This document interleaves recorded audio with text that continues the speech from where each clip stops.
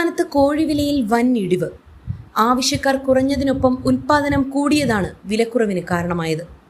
നിലവിൽ ഈ വർഷത്തെ ഏറ്റവും കുറഞ്ഞ വിലയിലാണ് ചിക്കൻ വിൽപ്പന നടത്തുന്നത്. നിലവിൽ 170-190 രൂപ വരെയാണ് 1 കിലോ ചിക്കൻ്റെ വില.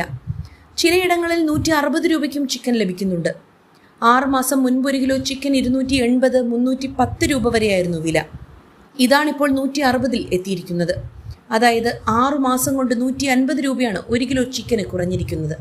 സമീപകാലത്ത് ചിക്കൻ ഉണ്ടായിരിക്കുന്ന ഏറ്റവും വലിയ വിലയിടിവാണിത്. ഇറച്ചിക്കോഴി വിപണിയിലെ ജനപ്രിയ ഐറ്റമായ ബ്രോയിലർ കോഴിക്ക് മൊത്ത വിപണിയിൽ വില 100-ൽ താഴെയാണ്. 3 ആഴ്ച മുൻപ് കിലോയ്ക്ക് 150 രൂപയായിരുന്ന വില കുത്തനെ ഇടിഞ്ഞ് 90-ൽ താഴെയായി.